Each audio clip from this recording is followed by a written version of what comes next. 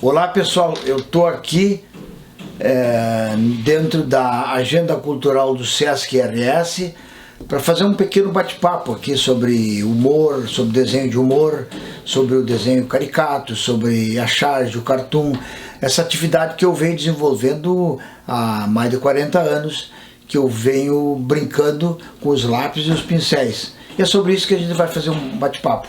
Mas primeiro vamos falar um pouquinho sobre o desenho. O que é o desenho? O desenho é uma mágica, uma magia que está ao alcance de qualquer um.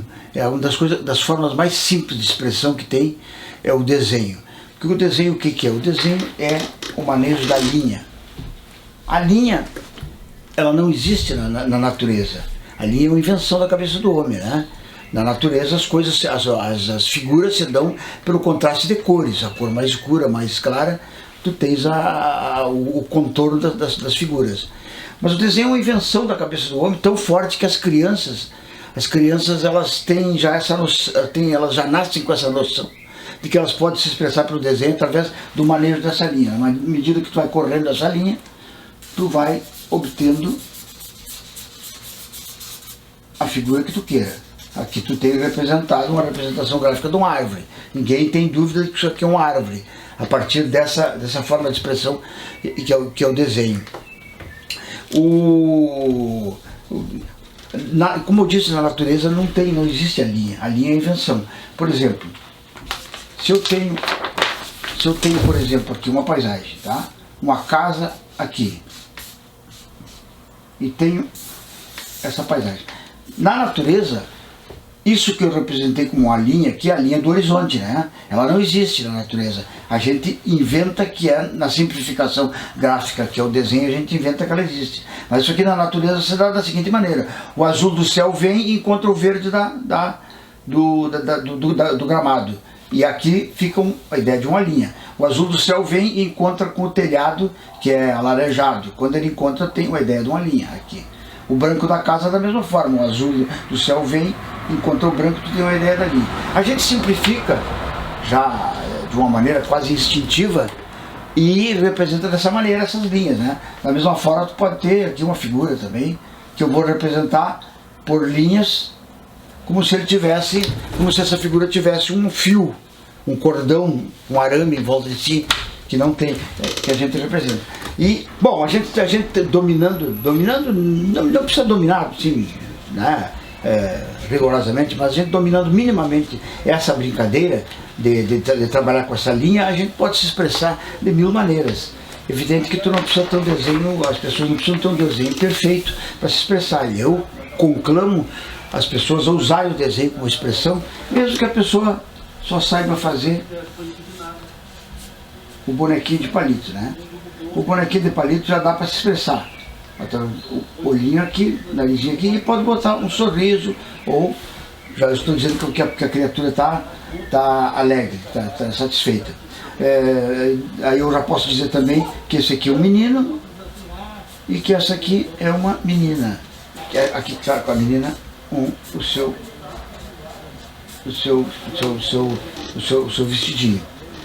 E aí se faltou, o desenho é pobrezinho, né? Eu posso me expressar através do balãozinho. No balãozinho das falas, eu posso contar aquilo que eu estou pensando através do diálogo dos bonequinhos. Então, é dentro disso, com essa ferramenta simples e singela, que a gente se expressa, que eu me expresso, que nós, os desenhistas de humor, eu estou dizendo desenhista de humor, estou falando na palavra desenho de humor, porque na verdade nós, tecnicamente, para nos entendermos, a gente inventou, convencionou que o desenho de humor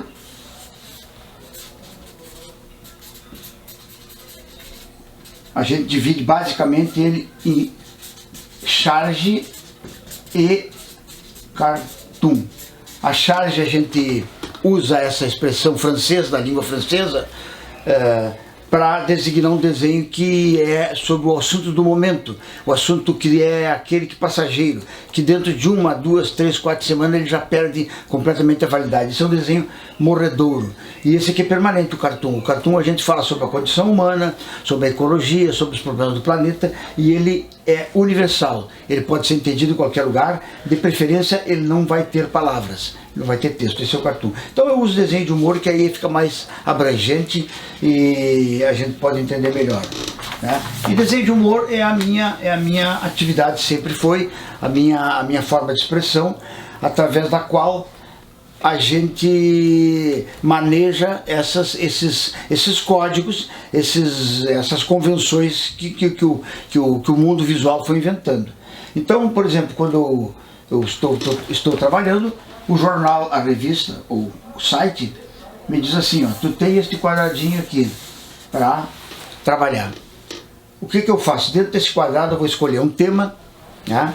Esse tema eu vou ver qual é o lado crítico dele, porque o desenho de humor não vive sem a crítica, não vive sem uma postura do desenhista sobre aquele fato. E vou procurar levar uma mensagem, né? Essa mensagem eu vou querer que ela tenha duas coisas. Eu vou querer que ela seja crítica e que seja também engraçada, divertida. Eu tenho que levar de um modo divertido, de um modo humorístico essa mensagem, porque senão ela fica inócua, ela fica uma mensagem, ela fica panfletária, se ela não tiver uma graça, se ela não tiver um molho, se ela não tiver uma capa adoçada com humor. A gente diz que o humor, na verdade, é uma pílula dourada. Tu bota o remédio dentro e por fora tu doura a pílula e tu deixa ela meio docinha, que a pessoa engole sem se dar conta. É isso que eu vou querer. Então, para mim me expressar, eu vou usar principalmente vou usar o recurso da imagem. Eu vou trabalhar com a imagem. Se possível, eu vou evitar que a gente tenha balãozinho. O balãozinho é aquele de fala, onde a gente completa a ideia. Então o desenho vai servir para me expressar. Eu vou dizer que eu não preciso dizer, eu vou economizar palavras, eu quero economizar palavras o máximo possível. A minha inspiração é sempre a comédia muda, do cinema mudo, onde tudo se dava através das imagens. E através das imagens aqui eu já estou dizendo que tem um camarada gordo, tá? Não preciso dizer, eu vi um cara gordo na rua, tá? Que estava falando com um camarada magro e alto, mais alto que ele. Não preciso dizer que o gordo está de boné, eu não preciso dizer que o magro está de chapéu. Estou mostrando tudo isso. Também não vou precisar dizer que o magro carregava um cachorrinho. Está dito no desenho tudo, isso aqui, tá? Eu não preciso dizer onde eles estão, porque eu vou dar um cenário. Eles estão numa cidade grande com edifício. Então, uma cidade grande. Agora chegou o momento em que para me expressar, me faltou desenho, me faltou figuras, a linguagem visual não foi suficiente. Aí entra esse elemento, esse recurso maravilhoso que foi inventado pela história em quadrinho, que é o balãozinho de fala. Este cara fala e este cara aqui responde. Sempre nessa ordem, o que começou, o que perguntou está aqui, ó, ele está rindo, estou dizendo que ele está rindo, ele está perguntando e o outro está respondendo. E aí eu vou botar os textos aqui e vou complementar a ideia que eu estava querendo passar para o leitor, né? Tudo através de imagens. Se eu puder fazer tudo isso sem palavras, aí é o golo perfeito. É o golo de placa do desenhista, quando ele consegue expressar toda a ideia sem usar a palavra, né? Aí ele está sendo como Charles Chaplin, como Buster Keaton, como os grandes cômicos do cinema que se expressaram exclusivamente pela imagem. Bom, é claro que aí, quando eu estiver trabalhando, eu vou ter que ter uma postura crítica sobre os fatos. Eu vou escolher um fato, é assim que eu trabalho, eu escolho um fato que me impressionou, principalmente que me indignou. Atualmente a gente também está trabalhando muito com a indignação, e esse fato mexe comigo. Eu tenho a primeira tendência a fazer uma coisa panfletária, um desenho, simplesmente uma crítica. E aí eu paro para pensar, a minha indignação tem que arrefecer um pouco, para mim pensar numa forma divertida, engraçada, irônica, paradoxal desse fato. né? E que eu possa expressar isso através, principalmente, de desenhos e alguma coisa com texto. Então é aí que eu vou, né? Aí eu vou trabalhar com as figuras, geralmente, e vou me expressar. Em geral, a gente bota um diálogo de duas pessoas, como eu botei lá no outro. Eu fiz um diálogo, onde tem uma pergunta e uma resposta, e aqui vai uma frase irônica sobre o fato, que vai causar nas pessoas o riso, em primeiro lugar. A gente quer isso, a gente quer o riso, a gente busca o riso do leitor, mas, num segundo momento, a gente quer que haja reflexão. Eu tenho certeza que quase todo leitor, ele olha, ri, e depois ele para refletir, para pensar sobre aquele problema que eu coloquei. Se for, por exemplo, um problema de ecologia, eu posso ter uma coisa engraçada envolvendo troncos de árvores, né? E alguma coisa divertida ou irônica. Claro que às vezes o desenho pode ser também um desenho quase trágico, às vezes ele é isso aí também, mas em geral ele é cômico. E alguma coisa que a árvore pode estar se queixando, que talvez uma criança pegue só a parte engraçada da obra, mas um adulto, geralmente, em geral, ele vai pensar sobre o tema. É isso que a gente quer, né? Claro que também a gente também não está sendo sempre, buscando sempre passar uma mensagem, passar isso aí é meio chato, o cara fica sempre querendo passar uma mensagem. Então tem momentos que o desenho é puramente brincalhão, ele pode ser puramente brincalhão, pode ser graça pura. O ser humano precisa de rir e eu preciso de rir. Eu faço as coisas às vezes para mim rir primeiro. E se eu rir daquele desenho, eu acho que o leitor também vai rir daquela brincadeira. Mas no geral, assim, 80% dos momentos a gente está buscando a crítica. A gente busca a crítica. E crítica é o que não falta nesse país, cheio de coisas já risíveis por si só. Às vezes a realidade é tão ridícula, ela não é engraçada, ela é ridícula, que o desenho fica meio dificultado. Não tem muito o que fazer além da realidade, tá? Bom, mas então, dentro dessa ideia de que eu preciso ter uma forma engraçada, uma obra engraçada, um produto engraçado, divertido, eu posso falar com exemplos, né? Por exemplo, um desenho que eu até já fui premiado em mais de um salão, era o seguinte: a minha indignação, como todo mundo, é a devastação da floresta, né? É a minha grande indignação. Como isso é uma barbaridade, isso é um horror. Alguma coisa eu tenho que desenhar, eu tenho que expressar uma posição crítica em relação a isso. Aí eu fico pensando, não vou botar simplesmente os caras cortando a árvore com cara de bandido. É um desenho que se chama panfletário, ele é mais ataque do que graça, né? Então eu pensei e cheguei a uma ideia. Aí eu fiz o que eu fiz? Eu fiz uma floresta em todas as árvores, e aqui eu fiz um Tarzan que vem agarrado naquele cipó. Tarzan agarrado no cipó. Ele agarra no cipó e vem da floresta. Quando ele chega aqui na floresta, ele encontra a floresta toda devastada, tá? Esse desenho, eu acho que a ideia dele foi feliz, foi premiado, e foi, inclusive, eu vi um anúncio do Greenpeace usando essa ideia. Não sei se foi coincidência ou eles em algum lugar viram esse desenho, né? Até um desenho do Greenpeace, em outros lugares eu vi essa ideia também depois revisitada. Mas eu fiz isso aqui há 30 anos atrás, né? E o que eu fiz aqui? Eu mostrei a floresta devastada, mostrei o crime, né? Mostrei um ícone do cinema, que é o Tarzan. A gente trabalha muito com as figuras icônicas, as figuras que já estão na memória de todo mundo, né? Esse é uma forma muito boa de trabalhar, que o cara olha e reconhece Tarzan, aquele da floresta e tal. E aí a gente faz uma subversão daquela cena inicial, que é o Tarzan fazendo suas aventuras, e é o que a gente chama de paródia. Quando ele pega uma obra de arte muito famosa, muito conhecida, a Mona Lisa, por exemplo, e faz uma interferência, está fazendo uma paródia. Eu tenho feito bastante, fiz muita coisa nesse sentido. Bom, o desenho de humor, aliás, o desenho em geral, a gente Para quem está iniciando, é importante falar, a gente tem aquelas expressões, como eu volto a falar, em vez de falar que o cara estava sério, ele está assim, né? Não preciso dizer que ele estava sério. Em vez de falar, em vez de escrever que o camarada estava rindo, né?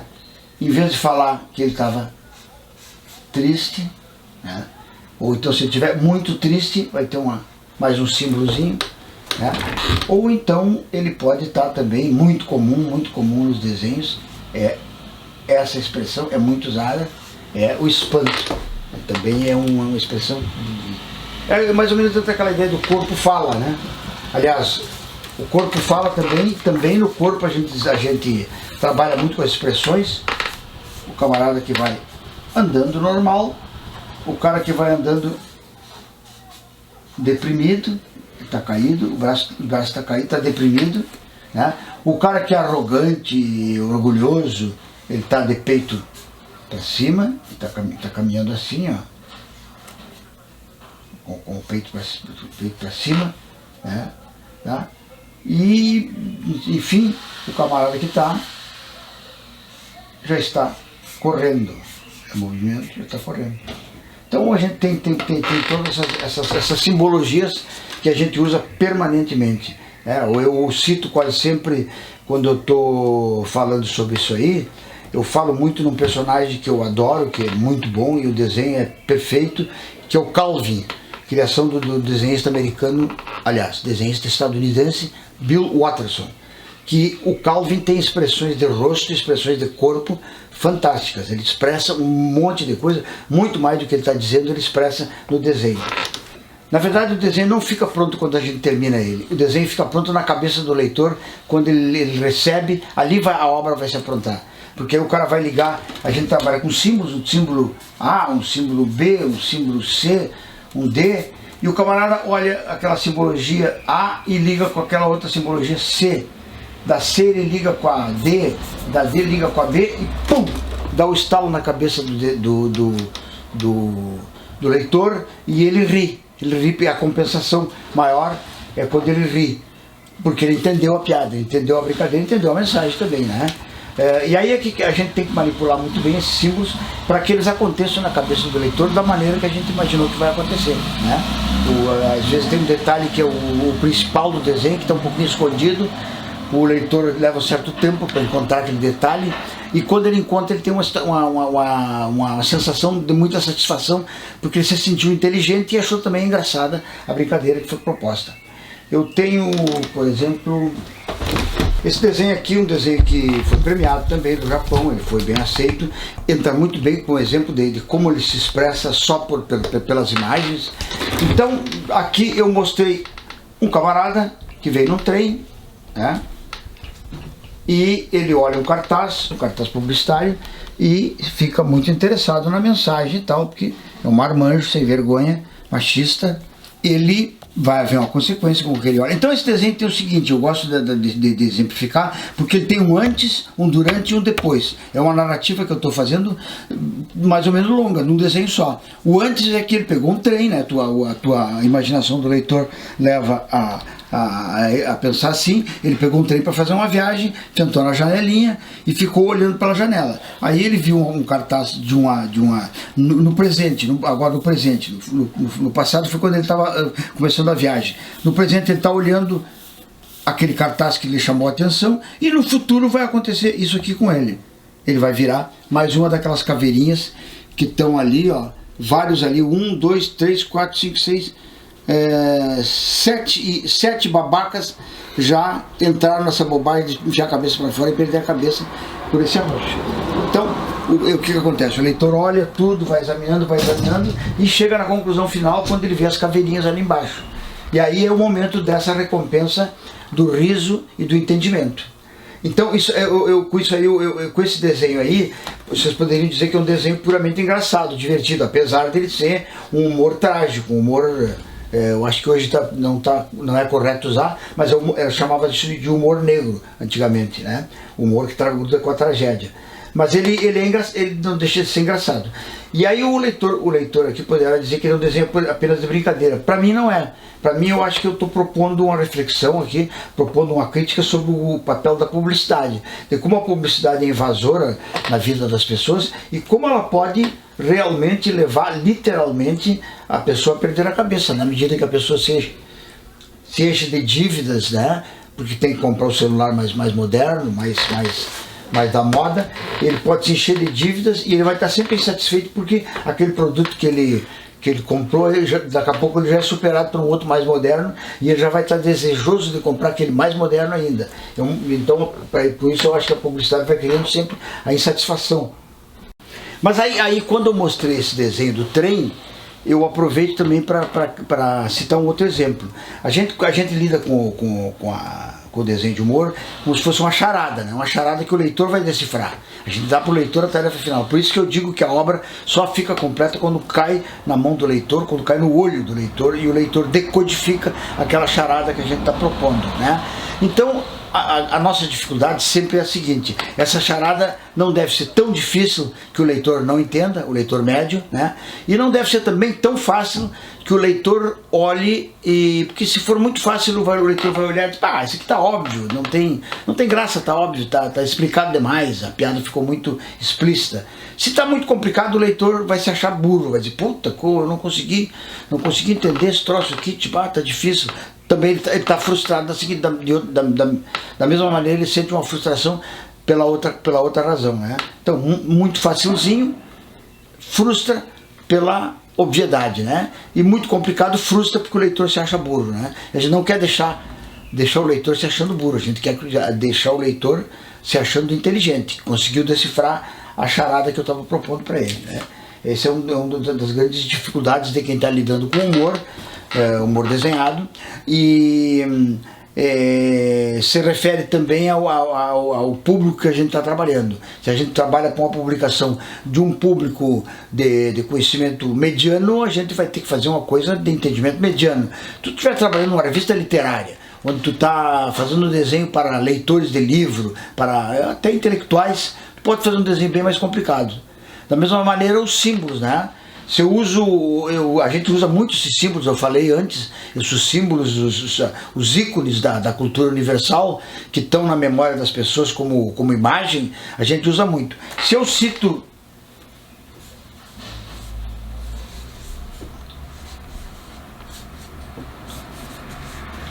a Mona Lisa, e o leitor é um leitor assim, um operário, muito assim, de pouca escolaridade, ele pode não saber o que é a Mona Lisa. Mas se eu estou falando com o leitor médio, eu mostrei a Mona Lisa, todo mundo sabe o que é Mona Lisa. Não, Mona Lisa não, que burro. Vou cortar ou não? Pode. Não, deixa com uma piada. Não, pode não. Moço burro, não é a Mona Lisa, é a Vênus de Milo. Vênus de Milo. A Vênus de Milos. Ela é entendida pela maioria dos leitores que tem a informação média.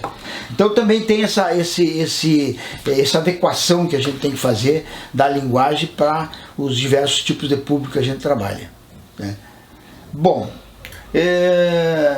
no desenho de humor a gente usa muito também uma ferramenta super importante, tão importante como aquele balão que eu disse que foi consagrado pelas histórias em quadrinhos, o balãozinho onde entra as falas, onde tu não tem dificuldade nenhuma de saber quem falou, porque a flechinha indica, é o João que falou, não é o Pedro, né? Assim como essa eficiência do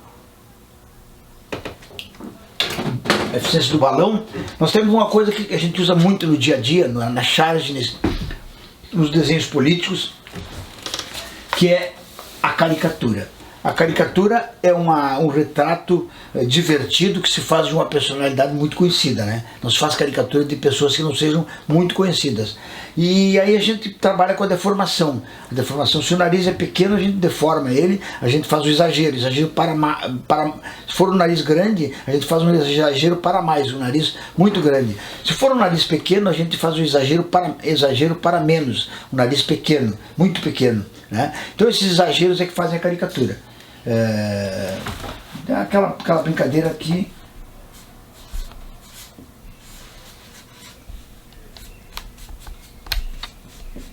E com isso aqui a gente está economizando palavras. Eu não preciso dizer quem é o cara porque ele é reconhecido no desenho.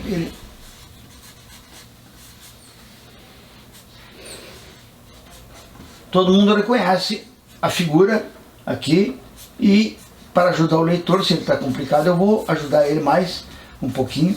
Se ele tiver dificuldade de reconhecer a minha caricatura, eu vou criar elementos que, na verdade, nos dias de hoje ele teria que estar com uma roupa listrada de prisioneiro.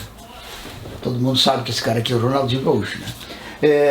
A caricatura, se eu fizer uma caricatura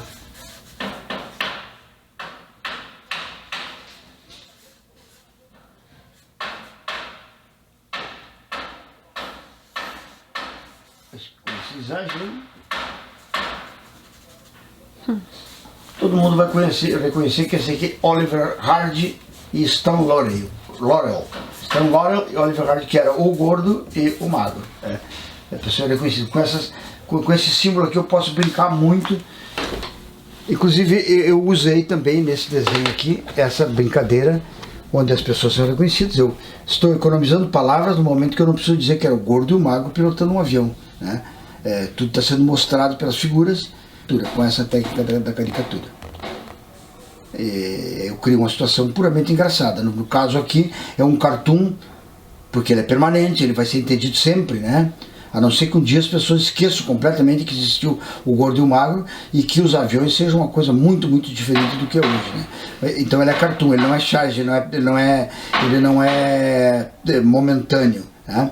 Aliás, a gente sempre em livros, quando eu faço meus livros, eu uso os cartoons, que são entendidos sempre, porque as charges que são momentâneas, elas morrem como o pãozinho, que tem que ser fresquinho, tem que ser quentinho, depois ele fica velho, fica endurecido e perde a graça. Então eu uso os cartoons. Aqui é um cartoon nesse caso, usando a técnica da caricatura. A caricatura, como eu disse, aliás, o meu desenho ele é um desenho caricatural, mas quando eu estou falando aqui de caricatura pessoal, eu me refiro à caricatura que você faz uma personalidade muito conhecida, que é para ser identificada e que as pessoas vão achar engraçado. E tem caricaturistas que fazem caricaturas muito engraçadas, divertidas, de pessoas bonitas. Eu já não consigo fazer a caricatura de pessoas bonitas, que tem os traços muito harmônicos, né? Eu prefiro fazer essa caricatura do cara que tem traços já mais marcados, né? Então, claro, se o camarada tem um nariz assim, que é mais ou menos grande, eu exagero o nariz dele aqui, o olho eu exagero também aqui, cabelo, e vou fazer essa deformação em um retrato engraçado da figura, né? O Milor Fernandes dizia que o retrato das pessoas, as fotografias das pessoas, não eram as pessoas, dos políticos principalmente.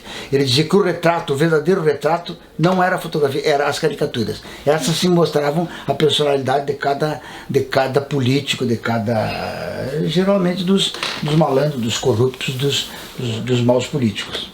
Tá? Bom, caricatura também se faz caricatura dos animais, né? Quando tu faz essa simplificação aqui, é uma caricatura de um animal. Mas eu estou falando daquela caricatura que é para ser reconhecida, né? Daquela que se faz de gente famosa. É uma especialização dentro do desenho de humor. Há desenhistas que só fazem isso e fazem muito bem, e que nem os irmãos Caruso, que nem o Cássio Loredano, que também é um grande caricaturista. O Gilmar Fraga da Zero Hora é um grande caricaturista também, e que se dá muito bem. Eu faço a minha caricatura para que ela seja reconhecida e que funcione na narrativa como um elemento esclarecedor daquela narrativa, mas já a minha caricatura sozinha ela não sobrevive, porque ela não tem a riqueza que tem os especialistas na caricatura. Bom, os desenhistas de humor, às vezes eles ficam, os personagens que ele cria passam a ser marcas registradas de um desenhista, né? Disney inventou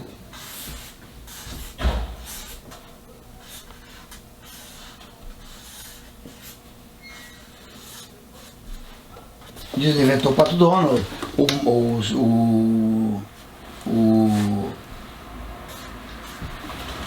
Maurício de Souza inventou a Mônica, que passou a ser um símbolo, de forma que hoje os personagens são mais conhecidos que o desenhista, né? Então todo mundo inventa o seu personagem, né?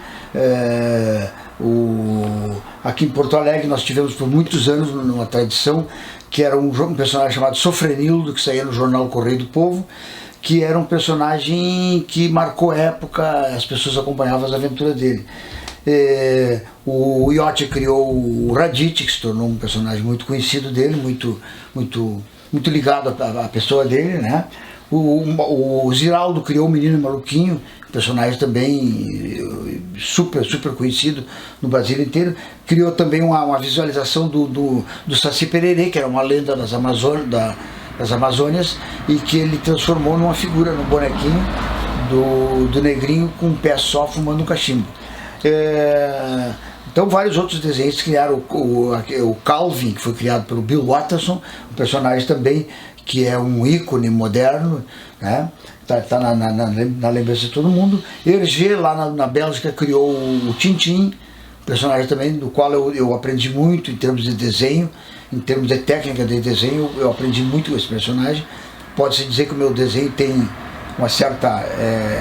ele é mais ou menos filho dos bonecos do Hergé.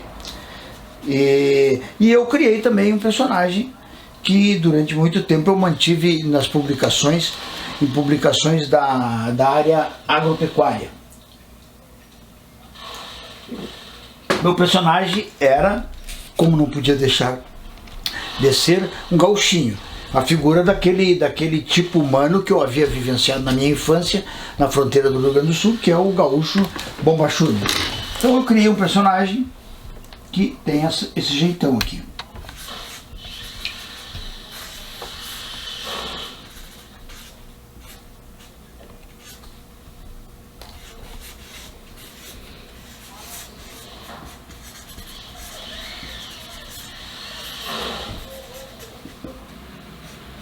Como todo homem do campo, ele carrega o relho com o qual ele fustiga o cavalo, né?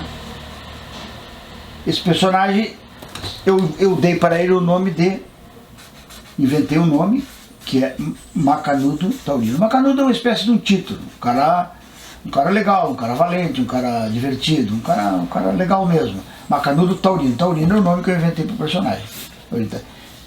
E também uma tradição dos desenhistas de humor, principalmente na história em quadrinho, e no desenho animado também, é que os personagens têm companheiros, né? O meu tem um companheiro que até hoje não tem nome. É um cachorrinho pequenininho, que fica às vezes até meio que interferindo nas histórias, várias vezes ele interfere, com as manchinhas pretas, tá? Até hoje ele não tem nome. Eu já publiquei álbuns com esse personagem, eu publiquei, acho que, não tenho certeza, mas são 7 ou 8 álbuns, onde eu conto as aventuras desse boneco se virando no seu meio, que é o campo, e olhando de longe o que é a vida na cidade, e às vezes até contrastando com a vida mais ou menos primitiva que ele tem, com as tecnologias que vão aparecendo, né? Esse personagem, geralmente, ele estava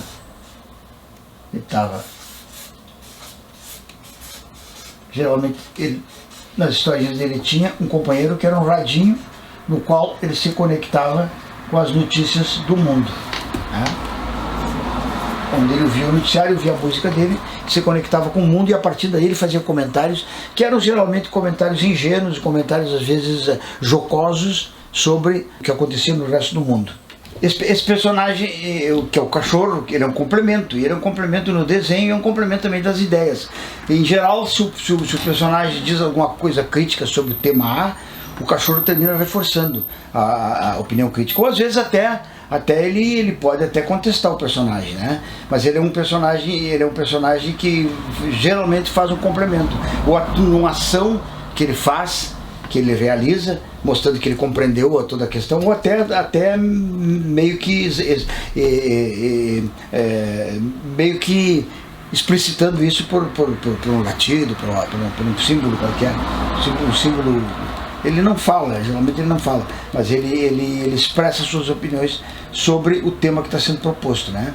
Então ele é uma espécie de, vamos dizer, no humor no humor de televisão, o humor do palhaço de circo, tem o escada. O escada é aquele camarada que proporciona a gag humorística para o palhaço. Ele também, às vezes, ele é escada também do personagem principal. Bom, com esse personagem aí eu tentei mostrar sempre esse contraste entre o mundo moderno que se aproxima, que vai chegando com muitas modificações, e esse mundo mais ou menos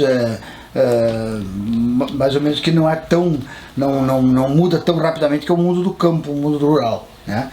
Isso eu tentei mostrar. Nesse mundo do desenho de humor, eu falei muito sobre a charge, que é momentânea, e o cartoon, que é atemporal, ele é permanente, ele dura sempre.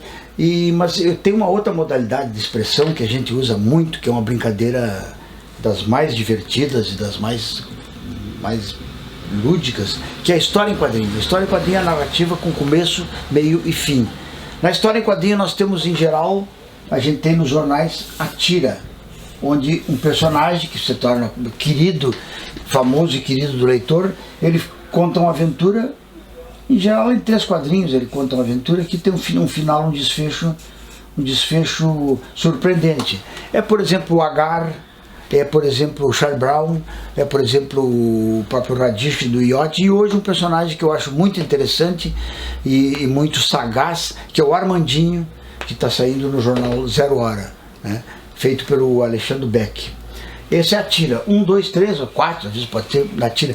E as tiras geralmente elas se encadeiam de forma que o desenhista mais tarde ele publica um álbum com todas elas e tu consegue ler. Tem uma leitura muito mais prazerosa, muito mais efetiva, porque tu acompanha aquela situação do começo, meio ao fim. Ao passo que no jornal só tem uma piadinha do dia, né? Depois nós temos, além da tira, nós temos aí as histórias de quadrinhos de página. As de páginas são uma página inteira, pode ser isso aqui, 8 quadrinhos, né? Onde tu tem aquele clássico desenvolvimento que vai daqui para cá, de lá para cá, daqui para lá, de lá para cá, daqui para lá, e daqui para cá, e aqui finaliza a história de página inteira, né? Na história em quadrinho a gente trabalha com o nosso hábito ocidental de leitura. Nós temos a leitura daqui para cá, ó, daqui para cá, como eu mostrei, flechinha para cá, flechinha para cá, flechinha para cá, flechinha para cá. Se a gente não obedecer essa ordem, que já está na ideia dos leitores, que já está no hábito, no costume, a gente não vai entender a narrativa, né? E depois nós temos também, que mais prazeroso ainda, que são as grandes narrativas, né? As grandes narrativas, que são, por exemplo, eu vou dar um exemplo que é maravilhoso, uma história que é maravilhosa, histórica, que é o Asterix. São longas histórias, álbuns que eram feitos com 100 a 80 páginas, onde aí tinha uma trama, uma história toda completa, toda como se fosse um filme, com começo, meio e fim. Essa é uma forma mais prazerosa de trabalhar, mas é uma forma muito trabalhosa também. Aí tu tem, na história de quadrinho, em álbum ou revista, tu tem várias páginas. Página 1, a 2, a 3, a 4, 5, 6, até ao final, que, como eu disse, se fosse no Japão, elas seriam ao contrário, como é no mangá, né?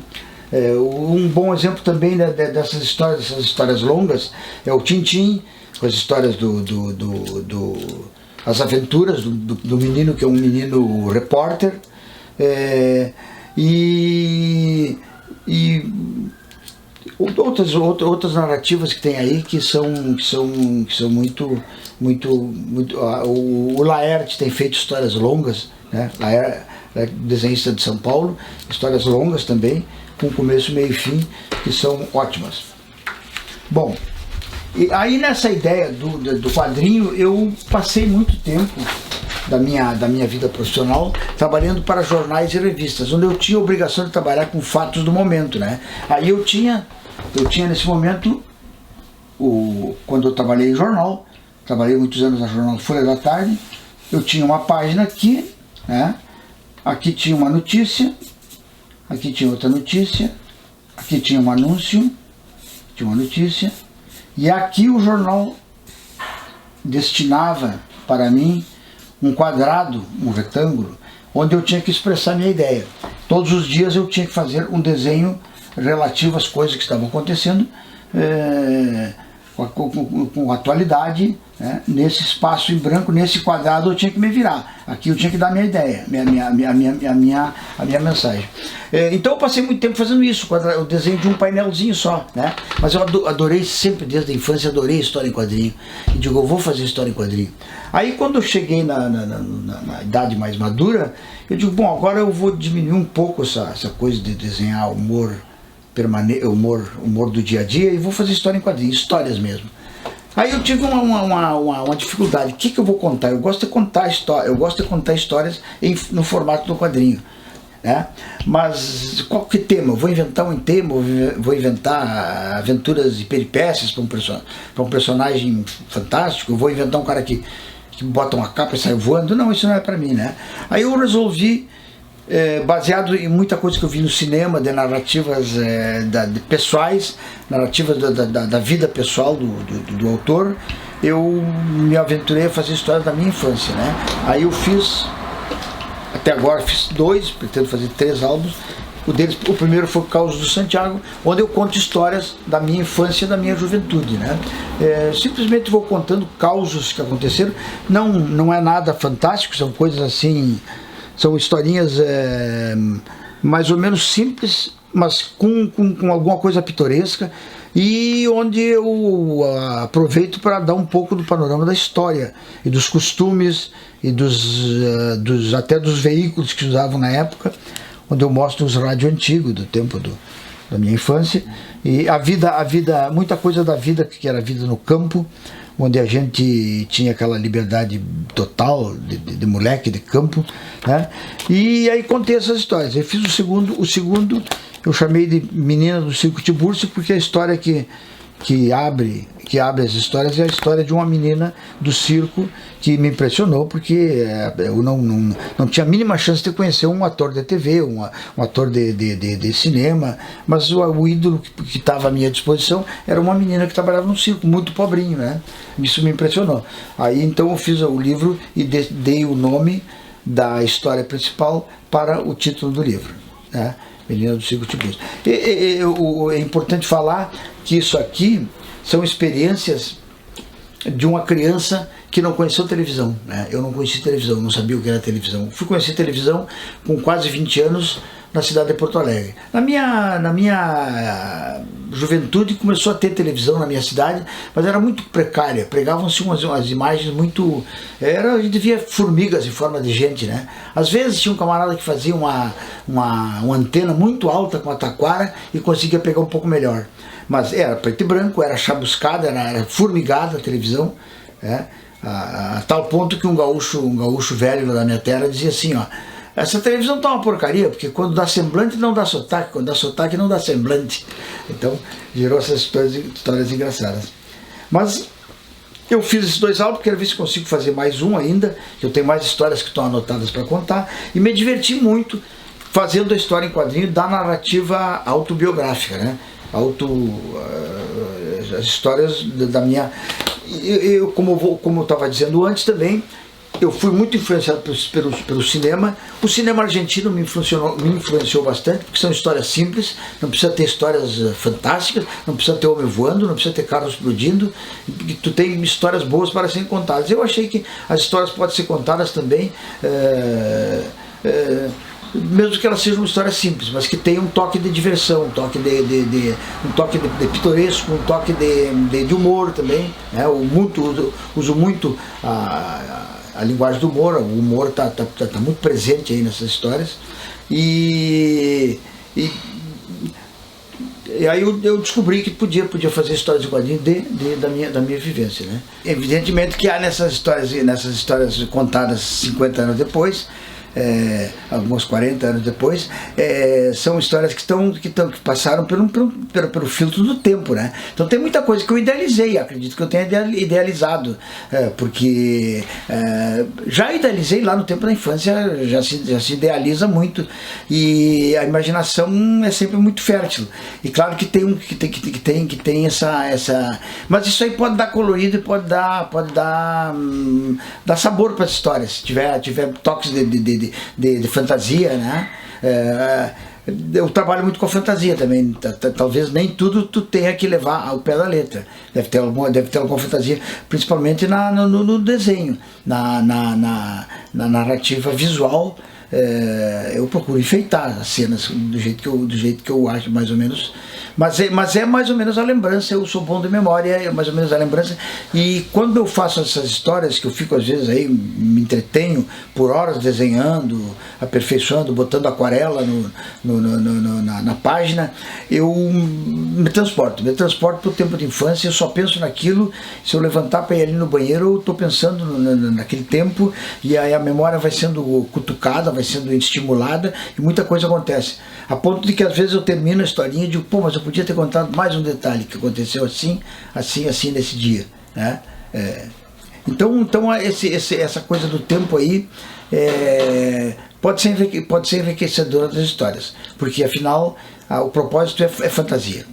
Aí também entra um pouco de fantasia, porque eu sou de um tempo em que o meu pai só vestia cinza, né? Roupa cinza, ele não usava roupa colorida. Colorida era, se o cara usasse, na minha infância, lá um camarada usasse uma camisa vermelha, era escândalo completo. Eu me lembro de um colega meu que apareceu com a camisa vermelha, e veio a Porto Alegre e comprou uma camisa vermelha. Era um choque. Mas ao mesmo tempo era um fascínio também ver que alguém estava usando. Então, nas minhas histórias, a cor... quando eu mostro as pessoas mais antigas do meu tempo, eu mostro elas com os ternos cinza que se usava naquele tempo, né? A roupa era cinza, a vestimenta, se tu olhar qualquer foto de época, da década de 60, as pessoas estão de roupa cinza ou branca, ou... As mulheres não, as mulheres usavam colorido sempre. Aí quando eu consigo trabalhar com cores, é quando o vestuário feminino, aí eu brinco bastante com a cor. Eu uso aquarela, que é uma forma também muito divertida de trabalhar, uma técnica que dá um aspecto translúcido para o desenho, né? A aquarela, ela não pesa, a característica dela é ser aguada, aquarela mesmo, o nome está dizendo. A gente dilui a tinta em água para que ela fique mais ou menos transparente, etérea. Falando agora sobre o formato dos desenhos, assim, os jornais, as revistas, elas em geral definem um formato para o teu desenho, mais alto, mais baixo, o formato paisagem, o formato retrato, né? Isso já meio que condiciona a ideia. Eu me lembro que no tempo que a gente trabalhou em Porto Alegre, tivemos uma aventura editorial muito legal, que foi uma cooperativa de jornalistas que se fez em Porto Alegre, onde todos nós éramos proprietários do jornal. E eu me lembro que a gente era muito ilustrado, tinha muita ilustração, a gente usava muito, os editores usavam muito o visual no jornal, tinha um peso muito forte. E às vezes o jornal vinha para ser ilustrado, eu fazia, além dos desenhos autorais, eu fazia música, era mera ilustração. Aliás, depois a gente vai falar um pouco sobre ilustração, né? Podemos falar depois sobre ilustração. E às vezes vinha, a página do jornal vinha pronta e eu tinha que ilustrar um desenho que estava nesse formato. Aí eu brincava de, bom, nesse formato só tem uma coisa, eu posso fazer um mapa do Chile, ou posso fazer uma girafa, ou posso fazer uma Torre Eiffel, só o que eu posso fazer, não tem como fazer, eu sou obrigado a trabalhar assim. Mas às vezes a criatividade também fica aguçada com isso, a gente fazia desenhos que envolviam situações como se fosse até coisas de uma pirâmide humana, uma coisa assim desse tipo, né? Isso condicionava o desenho, era legal, era um desafio à imaginação, esse formato. Aliás, o desenho de imprensa, ele é instigante por isso aí, porque a gente não faz que nem o pintor. O pintor é um camarada que para na frente da sua tela em branco e diz assim, vou ter uma ideia, vou ter uma inspiração e vou fazer... Ele faz alguma coisa que é o produto da sua alma, das suas inquietações. Nós não, nós trabalhamos condicionados. Nós trabalhamos já com algumas condições. Dos momentos em que a gente trabalha muito sobre condições e sobre encomendas, né? É quando a gente faz a ilustração. O que é a ilustração? Como eu mostrei agora aqui, ó, essa cena da Torre Eiffel, da girafa. Mas a ilustração, a gente está trabalhando com uma matéria sobre o tema X e dedicam um espaço para a gente ilustrar essa matéria. A ilustração, o nome já está dizendo, ilustrar quer dizer jogar luzes, né? A gente quer jogar luzes sobre o tema, a gente quer que o tema seja mais compreendido além do que está sendo proposto no texto, né? Ela complementa. Então a gente já está amarrado, a gente tem que falar daquele tema e tem que falar com o enfoque da matéria. Eu também não posso fazer uma ilustração, até poderia, mas é mais difícil onde eu contestasse assim radicalmente o que está sendo dito na matéria, né? É mais ou menos, e, em geral a gente trabalha com a linha editorial, que são coisas que a gente concorda, que a gente gosta, né? Que a gente acha que aquilo ali é o correto, o enfoque é aquele. Então a gente já vai trabalhando em cima dessas premissas. O formato já é uma, o tema já é o mais importante, o tema, falar sobre o tema e abordar de uma maneira que dê preferência, ilustre, jogue luzes, complemente a compreensão daquele texto, né? A ilustração é uma forma de trabalho jornalística muito prazerosa, mas ela é toda amarrada. Ao passo que quando naquele outro exemplo de que o jornal está todo pronto e me dedico a esse quadrado para me fazer uma charge ou um cartoon, eu estou mais ou menos livre. Mas não estou tão livre também, porque eu tenho que me ater a temas que sejam... Eu tenho que ter uma certa harmonia, uma certa sintonia com a proposta editorial daquela publicação. Tem que entrar mais ou menos naquela ideia. O desenho que eu faço para o Jornal do Simpro, é um dos jornais que eu ainda mantenho, o jornal impresso, dos poucos impressos que eu ainda mantenho, o Jornal do Simpro.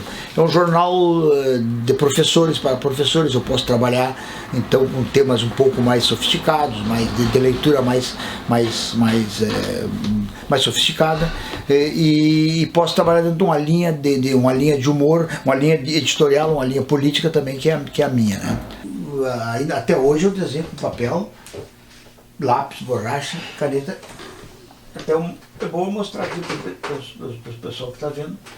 Eu trabalho com esse tipo de canetinha aqui, ó, que são canetinhas inventadas pelos japoneses, canetas de nanquim, onde a tinta corre por uma ponta porosa de nylon e ela escorre de maneira que dá um desenho muito legal de fazer. Ó.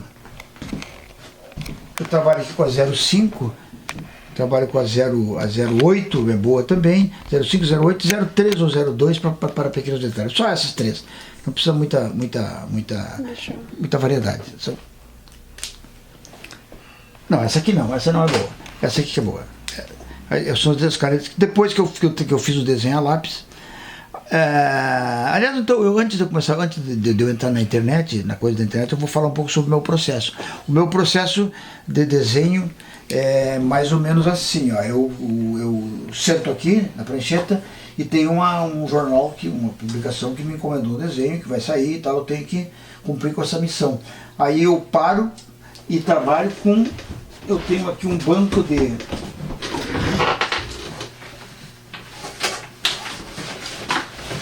Tem um banco de papel para rascunho, onde eu jogo tudo que é papel velho, papel, as costas de um documento, coisa parecida assim, eu vou jogando aqui para fazer rascunho, tá? Às vezes também eu compro folhas de papel jornal, que é para riscar, rascunhar,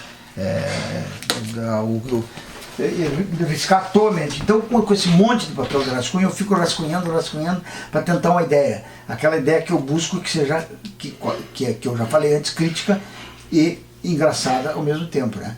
Eu tento daqui, tento dali, risco, esboço. Eu penso, tanto penso como desenho. Eu já não consigo mais pensar sem ter uma caneta para ir graficando, porque a minha linguagem é visual, eu vou ter que ter um resultado visual daquilo que eu estou pensando. Eu risco, e às vezes eu posso encher assim dezenas de folhas de papel. Já uso esse papel velho, porque eu sou ecologista, então eu quero reaproveitamento do papel. E até que chega um momento que tu diz assim, tá chegando, tá vindo uma luz aí, esta ideia é uma ideia, a gente trabalha muito com o paradoxo, né? Aí tem um paradoxo aí nessa ideia que demonstra o que eu quero demonstrar. E aí tu faz aquilo, esboça, aí o momento que eu pego o papel, olha aqui, ó, estou usando as costas de um papel impresso, mas é para riscar à toa, né? Aí entra um material assim que tu possa riscar rápido, né? Que nem esse lápis macio aqui, ó. Só que o lápis macio quebrou a ponta agora. Tem um outro aqui. Ah, quem sabe esse cara aqui falando com esse outro aqui, quem sabe um detalhe lá, quem sabe um avião aqui, quem sabe... E de repente, nesse RAF aqui, esse esboço, eu estou conseguindo uma ideia interessante, já estou tendo uma ideia de como o leitor vai ver isso. Aí eu passo para o papel melhor e trabalho sempre com o lápis, e esboço tudo que eu quero, né? Nesse momento aqui é o momento da angústia, a hora que eu estou criando, é angústia pura. Você tem que criar, eu parto, a gente vai ter que parir esse neném. No momento que aqui eu consegui definir tudo nesse papel aqui, que é um esboço sujão, eu estou feliz já, o que eu quero é isso. Aí eu vou sentar e vou só executar o desenho. Aí é a hora prazerosa, que é a hora só de desenhar, correr o lápis no papel, né? E ouvir música. Eu tenho um rádio aqui que me acompanha há 30 anos, e é muito bom. É o rádio Transglobe que a gente comprava no tempo da ditadura para ouvir as emissoras de fora do país. Ele tinha 9 faixas de onda, podia ver qualquer emissora da Europa, da Ásia, tu via. Aí eu ouço música, é a hora que eu ouço música. E aí é só desenhar, é aquela coisa de ficar desenhando, trabalho manual, a cabeça está completamente desocupada para pensar e para ouvir música. É um momento prazeroso, e aí daqui a pouco o desenho está pronto. Bom, nos tempos de internet aconteceu mudança drástica, uma mudança radical nos meios de expressão e de trabalho. E veio o computador, e veio os tablets, que tu desenha no próprio tablet, e veio o Photoshop, onde tu pode aperfeiçoar e trabalhar com cores. Hoje que eu consegui aprender coisas no computador, aprendi o Photoshop, aprendi a escanear, eu faço tudo aqui ainda, tudo aqui. Mas até pouco tempo eu ainda fazia com aquarela, estava pronto o desenho, só tinha o trabalho de escanear e corrigir alguns borrões do Photoshop, e o desenho estava pronto. Hoje eu estou usando as cores do Photoshop, porque no princípio eu achava, ainda acho também, que o Photoshop dá cores muito monótonas, cores chapadas, que não tem variação, né? Já a aquarela é uma riqueza de manchas e de tons que tu faz mais claro, mais escuro, verde mais água, verde mais bandeira e tal. Então hoje, mas eu aprendi a brincar com algumas coisas do Photoshop e uso cores e tento dar uma dinâmica no desenho para não ficar aquelas cores chapadas, monótonas, que é a grande parte dos desenhistas faz isso, só jogam um verde na campina, um azul no céu e deu, né? Eu tento fazer alguma coisa para que ela fique até com um pouquinho cara de aquarela. Então eu estou usando o computador, estou usando nesse momento. Eu diria que quase que 80% é feito aqui na prancheta, papel, lápis, borracha, caneta de nanquim.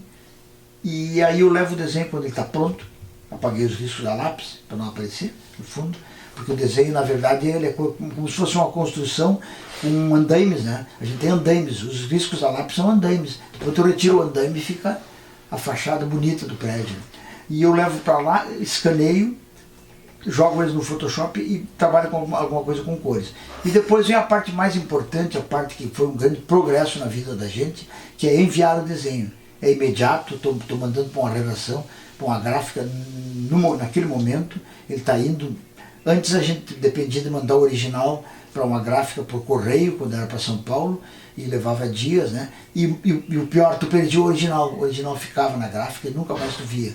Hoje não, a coisa maravilhosa é que o meu original está preservado, ele está comigo, ele vai levar para minhas pastas aqui, nessas gavetas onde eu arquivo todos eles, né? Então quase todos os originais da década de 90 para cá, eu tenho eles comigo. Antes da década de 90, muitos originais bons perderam e foram até roubados. As pessoas soube que alguns originais foram roubados por colecionadores. O que não deixa de ser uma coisa também satisfatória, porque alguém gostou e alguém quis colecionar aquele desenho, né? Mas hoje então os originais estão comigo. Acho um avanço enorme no sentido da tecnologia. E o computador também na comunicação. Estou fazendo uma ilustração para uma revista aqui e imediatamente eu posso falar aqui com... Já via por telefone, mas era mais caro, mais complicadinho, mas hoje eu mando um e-mail para o cara Tu quer que o desenho tenha tais e tais características? Sim, sim, não. Acha que nós podemos botar tal detalhe? Eu discuto com o editor na hora. E na hora ele já me responde por e-mail, ou por WhatsApp, ou o que seja. Né? Essa comunicação imediata é maravilhosa. Mas o lado ruim da tecnologia, que eu acho, é aquilo que eu falei antes, o problema dessa internet do tudo de grátis. É tudo de grátis. E aí é muito ruim para quem trabalha e para quem precisa pagar as contas no fim do mês.